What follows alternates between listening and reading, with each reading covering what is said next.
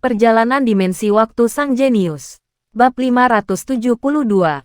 Dirja yang murka memandang keluar dan berteriak, "Gafar, Gufran, kalian yang bertanggung jawab memukul Wira."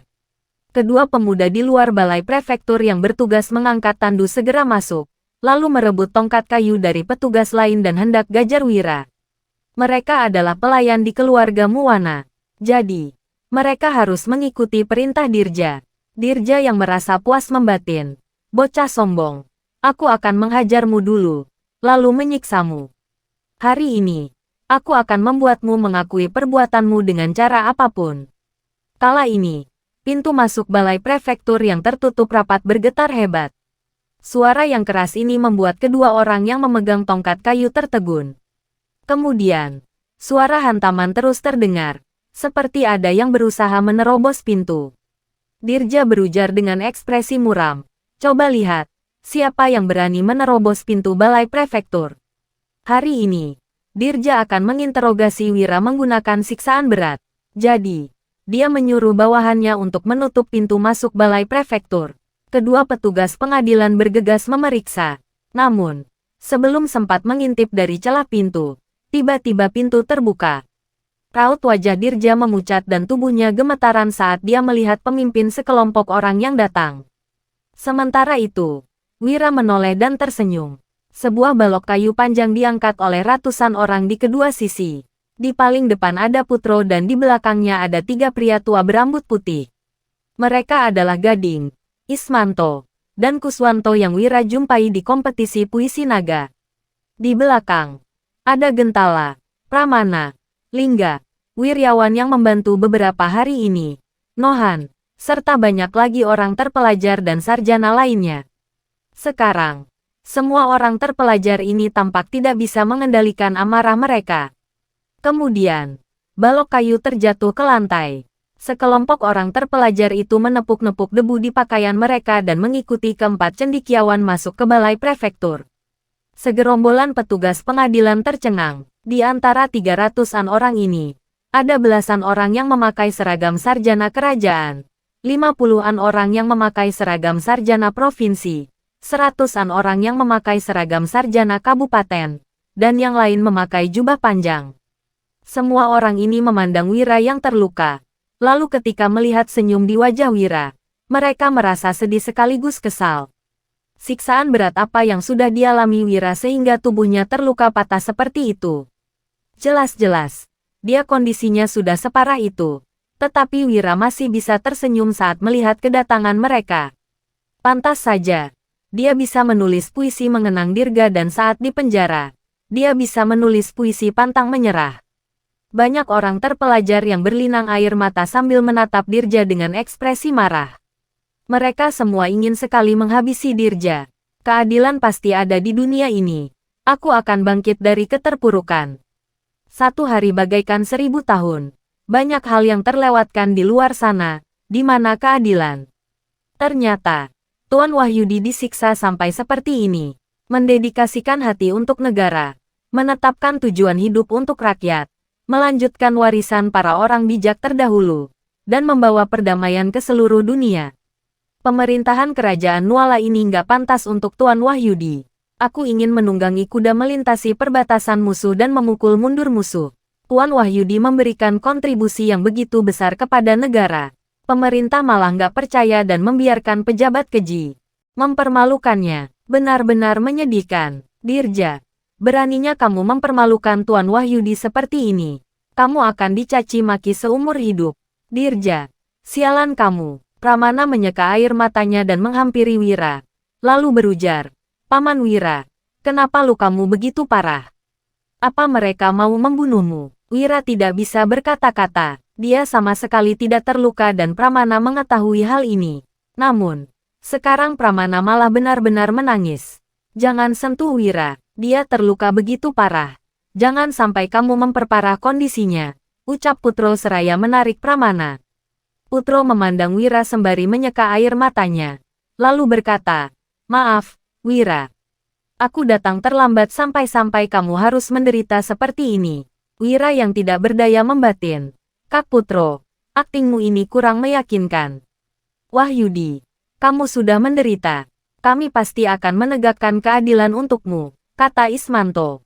Dia mewakili Gading dan Kuswanto untuk menunjukkan sikap mereka. Ketiganya memandang Dirja dengan ekspresi marah. Sarjana kerajaan, provinsi, kabupaten, dan orang terpelajar lainnya juga menatap Dirja lekat-lekat. Mereka tampak berang. Dirja ketakutan menghadapi kemarahan orang-orang ini. Namun, sekarang dia tidak bisa mundur lagi. Dirja terpaksa bangkit dari tempat duduknya, lalu memberi hormat sambil tersenyum. Dirja berucap, Pak Putro, Pak Ismanto, Pak Kuswanto, Pak Gading, dan rekan-rekan sekalian. Hari ini aku melakukan interogasi secara tertutup dan gak menerima pengunjung. Mohon patuhi aturan pemerintahan dan silakan pergi dulu. Bab 573. Putro meninju mata kiri Dirja, lalu membentak, nggak ada yang perlu ditutupi. Apalagi, ini interogasi untuk kasus pembunuhan. Apa maksudmu melakukan interogasi tertutup? Kamu mau menggunakan siksaan berat, mengambing hitamkan Wira, dan memutarbalikkan fakta, ya? Semua orang di tempat tertegun. Tidak ada yang menyangka Putro memukul prefektur. Namun, berdasarkan sifat Putro, hal ini cukup masuk akal. Dirja yang murka berujar, kamu beraninya kamu memukulku. Aku ini pejabat penting yang mewakili reputasi pemerintah. Aduh, Putro meninju mata kanan Dirja lagi dan mendengus. Dia berkata, orang sepertimu yang menindas rakyat, tamak, dan melanggar hukum untuk kepentingan sendiri nggak layak untuk mewakili pemerintah. Hari ini, aku memukulmu karena ingin mewakili para pejabat jujur di pemerintahan untuk memberimu pelajaran. Putro masih belum puas setelah meninju Dirja 2 kali. Dia mengangkat kakinya dan menendang Dirja. Salah satu dari orang-orang terpelajar berseru, apa gunanya pejabat keji seperti ini dibiarkan hidup? Hajar sampai mati. Sebagian kecil orang terpelajar yang marah langsung maju untuk menghajar Dirja. Beraninya pejabat keji seperti ini menjebak Wira. Dirja tidak boleh dimaafkan. Lagi pula, Putro juga memukul Dirja. Guru, ucap Gentala, Pramana, dan Lingga. Mereka menarik Putro sambil memukul Dirja beberapa kali. Aduh, jangan pukul lagi. Kita sama sekali nggak punya dendam. Kalian jangan sampai tertipu dan melukai pejabat jujur, kata Dirja sambil menutup kepalanya dengan kedua tangan. Dirja meringkuk untuk melindungi bagian vital di tubuhnya. Setelah permohonan ampunnya gagal, dia berteriak, Gafar, Gufran, kalian di mana? Petugas pengadilan di mana? Cepat lindungi aku. Gafar dan Gufran memang ingin maju sejak awal, tetapi mereka ditahan oleh beberapa sarjana kabupaten. Sementara itu, para petugas keadilan juga ingin membantu. Namun, ketika melihat ekspresi Pramana yang muram dan orang yang mengerumuni Dirja terlalu banyak, mereka sama sekali tidak bisa maju. Petugas-petugas ini juga tidak berani memukul cendekiawan yang bermartabat ini. Wira yang berdiri di samping terbengong-bengong. Dia benar-benar tidak menyangka masalahnya bisa menjadi seperti ini. Putro ini sungguh temperamental. Dia langsung melakukan kekerasan. Namun, Wira menyaksikannya dengan asyik. Bisa-bisanya orang terpelajar seperti kalian memukul orang. Kalian seperti tukang pukul yang bertindak kasar, kata Dirja. Dia yang tidak bisa mendapatkan bantuan terpaksa menyindir orang-orang terpelajar ini. Kebanyakan orang terpelajar yang memiliki harga diri tinggi merasa malu dan menghentikan aksi mereka. Wira maju, lalu menendang Dirja dan menimpali. Apa yang dikatakan Tuan Dirja benar. Orang terpelajar nggak memukul orang. Tapi kalian juga jangan menendang orang. Orang-orang terpelajar itu tidak bisa berkata-kata. Wira mengatakan mereka tidak boleh memukul orang. Tetapi Wira sendiri menendang Dirja. Bukannya Wira sedang mengingatkan mereka. Seketika, semua orang menendang Dirja sampai-sampai dia tidak mampu berteriak lagi. Sudah cukup, nanti dia bisa mati kalau terus dihajar. Nggak ada untungnya bagi kita kalau masalah ini tersebar, bujuk Ismanto. Dia, Gading, dan Kuswanto takut Dirja mati. Pada saat itu, mereka akan sulit membela diri. Benar. Kalian semua sudah lelah, kan? Sudah saatnya istirahat, ujar Wira. Dia menarik Putro yang temperamental, Gentala, Pramana, dan Lingga juga berhenti menendang Dirja. Orang-orang terpelajar lainnya juga menenangkan diri mereka.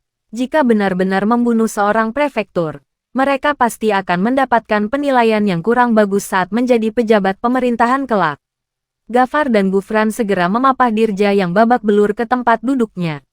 Melihat kondisi Dirga yang mengenaskan, orang-orang terpelajar mengatupkan bibir mereka. Napas Dirja tersengal-sengal. Dia menatap semua orang dengan ekspresi dingin dan berujar dengan geram. Rekan-rekan sekalian, hari ini aku mau menginterogasi kasus pembunuhan pejabat. Orang yang nggak berkepentingan silakan keluar dari aula utama. Kalau ada yang nggak menghormati aturan pemerintahan, aku akan melapor kepada raja. Bab 574. Beraninya sekelompok orang brengsek ini menghajarnya. Tetapi Dirga malah tidak bisa melawan mereka. Namun, Dirja bisa memvonis Wira yang membunuh pejabat dengan hukuman mati untuk melampiaskan emosinya. Putro mendongak dan berkata, "Kamu mulai saja interogasinya. Kami semua pengacaranya Tuan Wahyudi." Ismanto, Gading, dan Kuswanto juga mengangguk. Ratusan orang terpelajar berujar dengan serempak. "Benar, kami sudah membentuk tim untuk menjadi pengacara Tuan Wahyudi." Para petugas pengadilan di aula utama tersentak. Di antara ratusan orang terpelajar, ada belasan sarjana kerajaan, 50-an sarjana provinsi, dan 100-an sarjana kabupaten yang membentuk tim pengacara untuk membela Wira. Pengadilan ini, Wira juga terkejut. Dia benar-benar tidak menyangka Putro akan memakai cara ini. Ini adalah tim pengacara terkuat yang tidak pernah muncul dalam era apapun. "Oke, kalian boleh menjadi pengacara. Tapi kalian nggak akan memenangkan pengadilan ini," kata Dirja. Dia menggertakkan giginya dan melanjutkan. "Pengadilan dimulai. Sesuai aturan pemerintah, semua orang yang nggak punya gelar harus berlutut." Sebagian besar orang terpelajar mengernyit.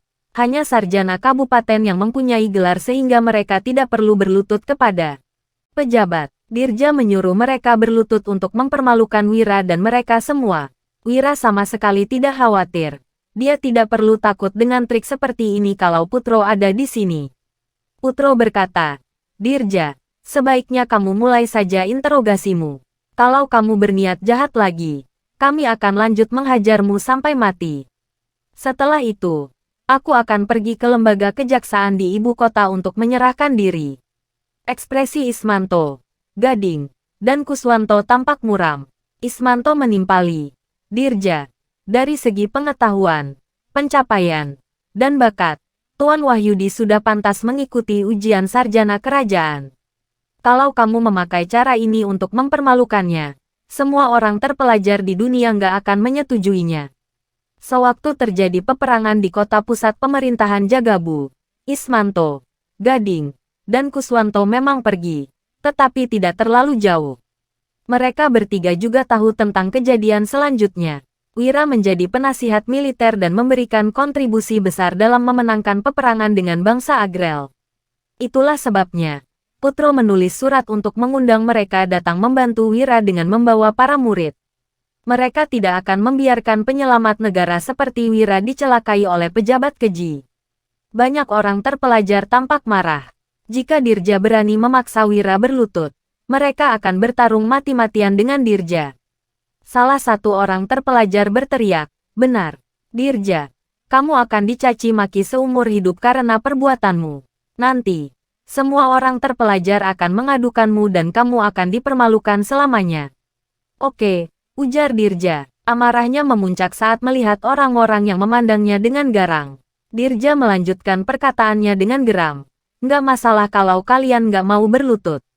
Tapi, 13 hari yang lalu, Wira menginstruksikan bawahannya untuk membunuh 4 petugas patroli di Dusun Pranowo.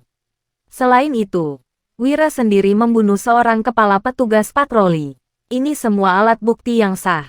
Apa kalian semua masih mau membelanya?" Mengenai masalah keluarga Patli, sekarang belum ada bukti dan Dirja tidak bisa menyiksa Wira untuk memaksanya mengaku. Jadi, dia tidak bisa mengambing hitamkan Wira.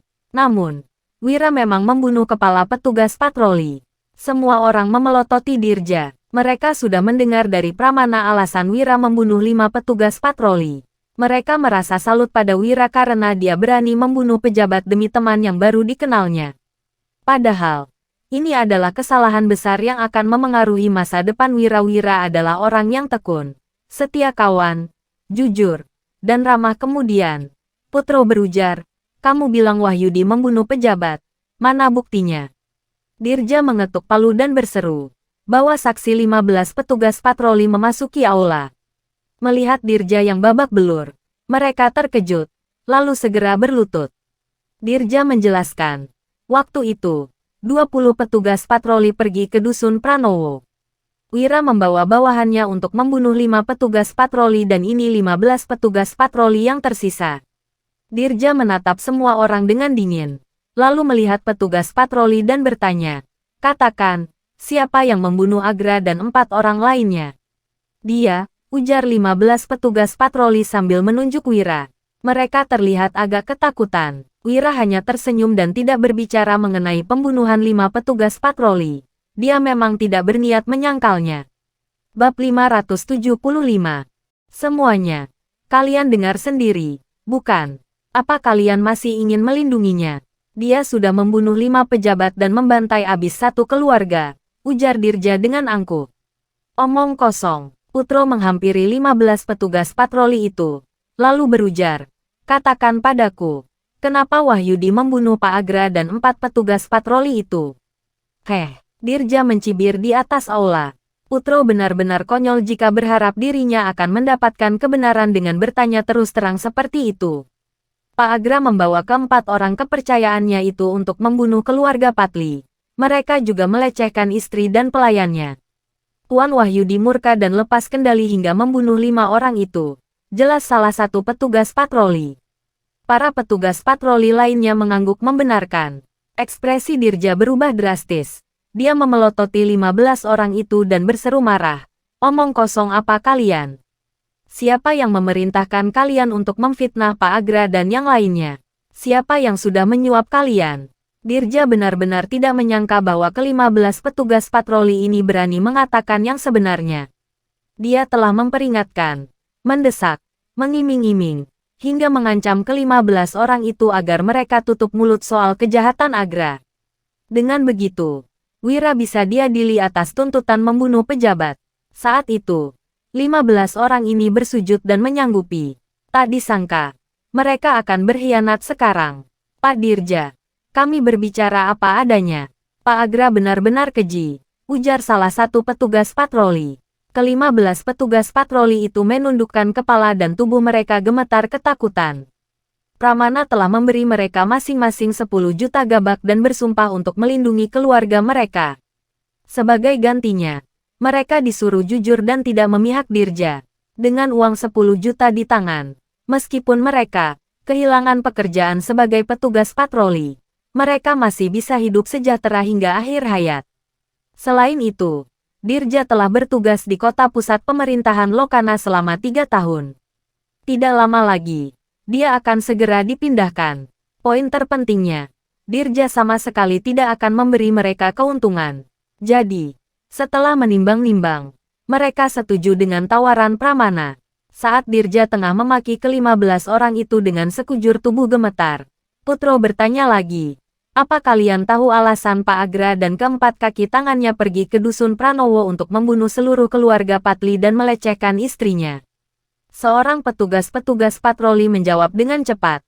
Aku pernah dengar Pak Agra memberi tahu mereka kalau ini adalah perintah dari Pak Dirja. Tujuannya adalah untuk memfitnah Tuan Wahyudi, lalu menyita asetnya. Semua orang di sana sontak memelototi Dirja. Saat ini, semua orang sudah tahu akar permasalahan kasus ini. Omong kosong kalian semua. Kalian pasti disuap untuk memfitnahku. Hei, seret mereka pergi dan masukkan mereka ke penjara, perintah Dirja dengan marah. Akan tetapi, tidak ada seorang petugas pengadilan pun yang bergerak. Putro berkata dengan dingin, Dirja, kamu pikir karena istana nggak mengakui kontribusi Wahyudi, kamu bisa berbuat seenak jidatmu padanya? Kamu kira bisa mengambil asetnya sesukamu? Kamu salah. Kamu sama sekali nggak tahu seberapa besar kontribusinya bagi kerajaan Nuala. Kamu nggak akan bisa memenangkan gugatan ini. Ismanto, Gading, Kuswanto, dan beberapa sarjana kerajaan lainnya mengangguk.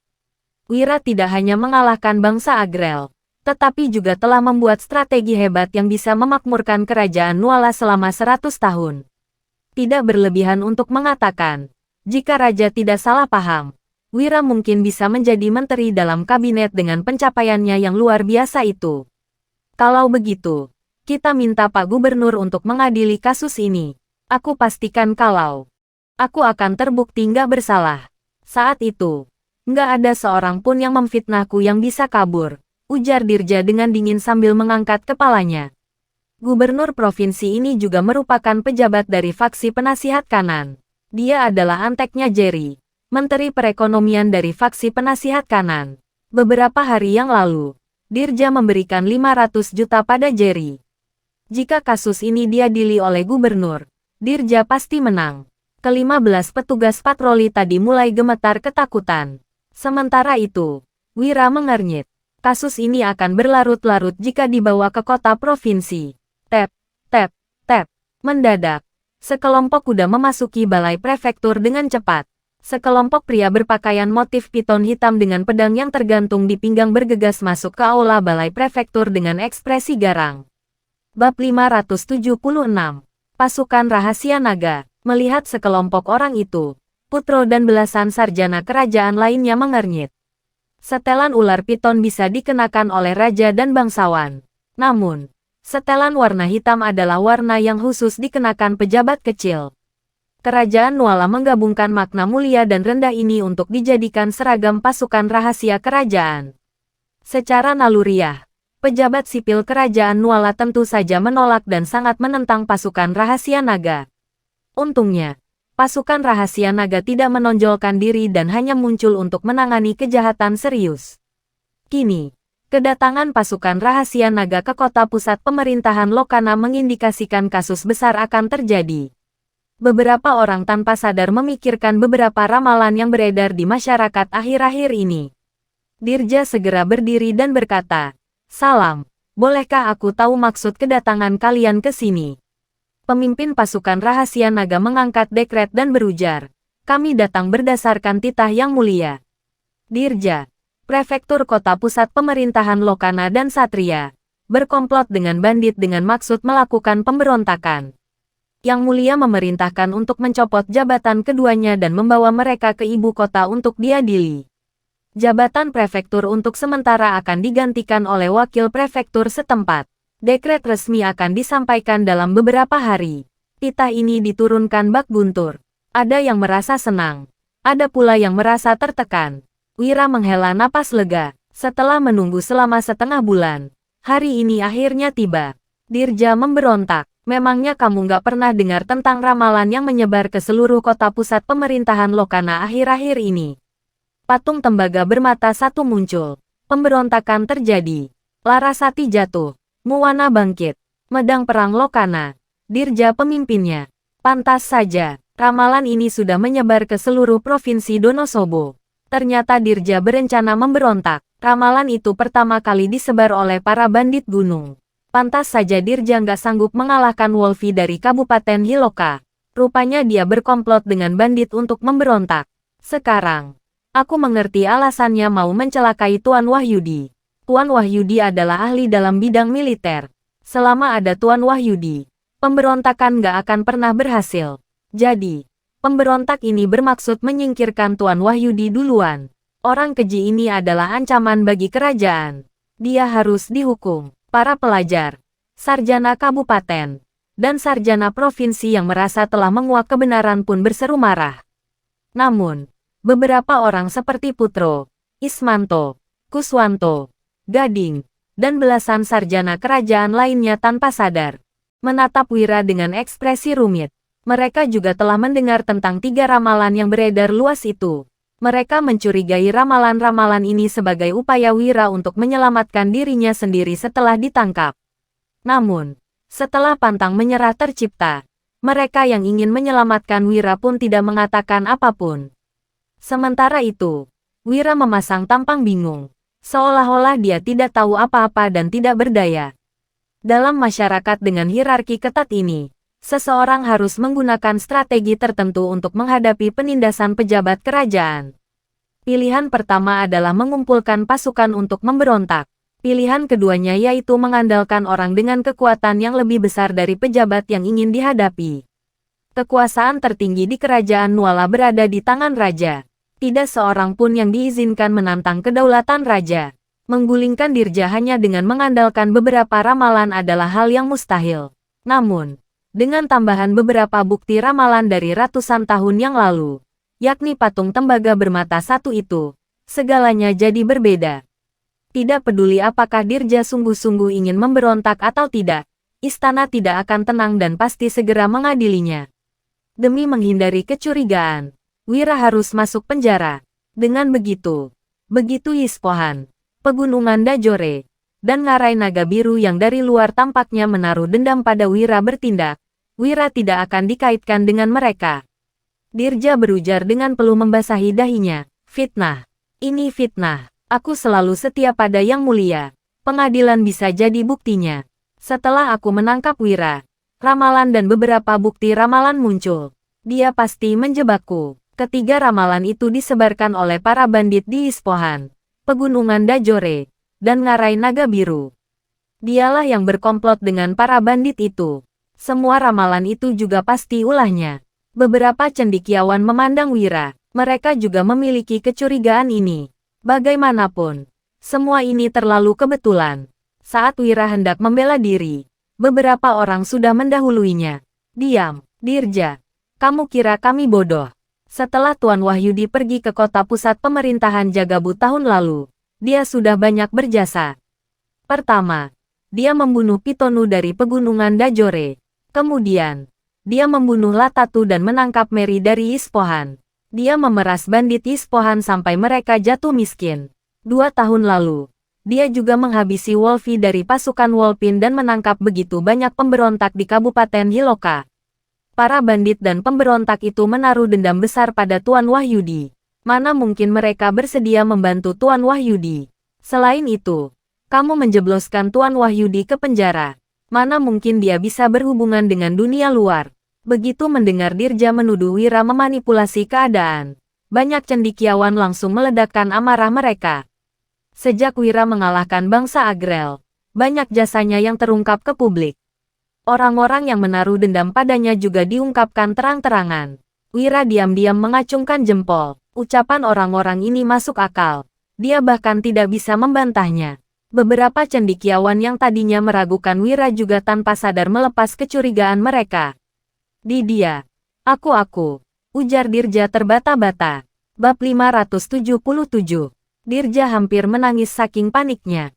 Saat dia hendak membela diri, sekelompok pasukan rahasia naga sudah menghampirinya. Mereka melepas topi dan seragam resmi Dirja, lalu langsung memasang belenggu pada tangan dan kakinya. Untuk mencegahnya bunuh diri dengan menggigit lidah, mereka juga memasukkan kain linen ke dalam mulutnya. Setelah itu, pasukan rahasia naga menyeretnya pergi saat itu juga. Fitnah, ini fitnah, seru Dirja. Sorot matanya saat menatap Wira dipenuhi amarah bercampur penyesalan. Dirja tidak pernah menyangka bahwa istana akan memvonisnya bersalah hanya karena 3 ramalan itu. Kini, dia merasa sangat menyesal. Seharusnya dia tidak serakah. Seharusnya dia tidak membiarkan Wira menunda waktu. Tahu begini, Dirja seharusnya membunuh Wira. Setelah Dirja diseret ke penjara, Goro sang wakil prefektur kota pusat pemerintahan Lokana menggantikan jabatan prefektur untuk sementara. Dia pun segera memberikan keputusan atas kasus Wira. Agra dan keempat petugas patroli telah melakukan kejahatan keji. Meskipun pembunuhan atas kelima orang tersebut melanggar hukum, Wira melakukannya untuk memberantas kejahatan dan memberikan kedamaian bagi penduduk. Kontribusi dan pelanggaran Wira dianggap seimbang. Jadi tidak ada hukuman yang dijatuhkan. Aula berubah sunyi. Lalu sorak-sorai membahana meledak seketika. Putro dan ketiga rekannya, belasan sarjana kerajaan, 50 hingga 60 sarjana provinsi, sekelompok sarjana kabupaten, dan para pelajar mengelilingi Wira. Bahkan, Goro juga mengikuti di belakang. Wira berujar, "Pak Goro, Tuan Wahyudi, ada perintah apa?" Tanya Goro sambil mengepalkan tinjunya penuh hormat. Dia tidak berani kurang ajar pada Wira. Menurut Goro, Wira ini adalah orang yang sangat kejam. Orang yang berani menindasnya pasti akan dikirim ke jalan buntu. Selain itu, Wira juga memiliki banyak pendukung. Hampir setengah cendekiawan terkenal di Provinsi Donosobo datang ke sini untuk membelanya. Jangan terlalu sungkan, Pak Goro. Wira menangkupkan tinjunya tanda hormat.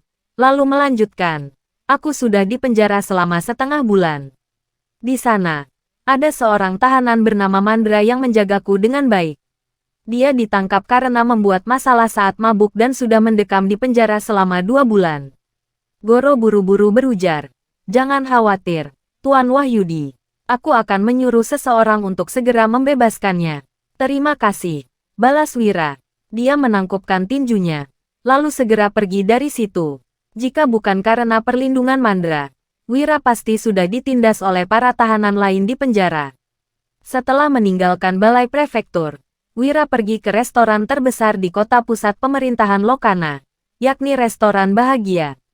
Ada banyak orang yang melakukan perjalanan jauh untuk membantunya. Dia berkewajiban untuk mentraktir mereka semua makan dan minum-minum setelah semua masalah selesai. Di depan restoran, Fabrian sudah menunggu dan mempersiapkan Anglo. Wira melangkahi Anglo untuk menolak bala, lalu mandi dan berganti pakaian. Setelah itu, dia bergegas bergabung dalam jamuan makan dan bersulang bagi orang-orang di sana sebagai ucapan terima kasih. Memang pasukan rahasia naga yang menangkap Dirja. Namun, jika ratusan cendekiawan ini tidak datang, Goro mungkin tidak akan memutuskan Wira tidak bersalah dengan mudah. Ada lebih dari 300 orang di sana.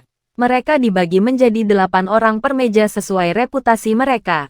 Wira, Putro, Ismanto, Kuswanto, Gading, dan 3 sarjana kerajaan lainnya duduk di satu meja. Ada 8 meja untuk sarjana provinsi, 15 meja untuk sarjana kabupaten, dan 20 meja untuk pelajar. Semua orang puas dengan tatanan hierarki yang jelas ini. Meski anggur di era ini tidak mengandung kadar alkohol yang tinggi, ternyata efek memabukkannya sangat kuat. Wira bersulang dengan semua orang di tiap-tiap meja. Usai berkeliling, dia sudah merasa mabuk dan pusing. Semua cendekiawan ini saling bersulang, berlomba-lomba membacakan puisi, dan mendiskusikan situasi kerajaan saat ini. Mereka menenggak banyak sekali anggur hingga mabuk. Beberapa orang melafalkan 4 kalimat Wahyudi. Beberapa yang lain membacakan mengenang Dirga, mengantar Iqbal ke kota, dan pantang menyerah. Suasana di sana sangat meriah. Namun, Putro yang biasanya senang minum-minum justru tidak menyentuh anggur di perjamuan ini. Dia mendadak berdiri dan berseru, semuanya, istana nggak mengizinkan Wahyudi mengikuti ujian dan menolak mengakui kontribusinya. Tapi, kalian tetap datang untuk membantunya. Ini menunjukkan kalau kalian semua adalah orang-orang yang adil. Banyak cendekiawan yang diam-diam merasa malu. Mereka mendukung Wira yang ditolak istana karena menganggap ini akan memberikan mereka ketenaran. Kebanyakan dari mereka adalah murid dari Ismanto, Kuswanto, dan Gading. Setelah mengetahui hubungan mereka bertiga dengan Putro, mereka mana berani tidak datang. Selain itu, pantang menyerah yang ditulis Wira juga menjadi salah satu alasan yang mendorong mereka datang. Wira sedikit terkejut. Dia tidak tahu apa yang salah dengan Putro hari ini. Biasanya, Putro senang sekali minum, tetapi sekarang dia sama sekali tidak menyentuh anggurnya. Putro memandang orang-orang di sana dan berkata, manusia adalah makhluk sosial. Karena kita adalah orang-orang sepaham, bagaimana kalau kita membentuk sebuah organisasi demi mendedikasikan hati untuk negara, menetapkan tujuan hidup untuk rakyat, melanjutkan warisan para bijak terdahulu, dan membawa perdamaian ke seluruh dunia. Kata-kata yang bagus, Tuan Putro. Pria sejati memang harus begini. 4 kalimat Wahyudi adalah impian para cendekiawan di seluruh dunia. Banyak di antara mereka yang tergerak karenanya. Gading tersenyum dan berkata, usul yang bagus, Putro. Aku akan bergabung. Aku juga akan bergabung. Ismanto dan Kuswanto juga menyatakan kesediaan mereka untuk bergabung, bersambung.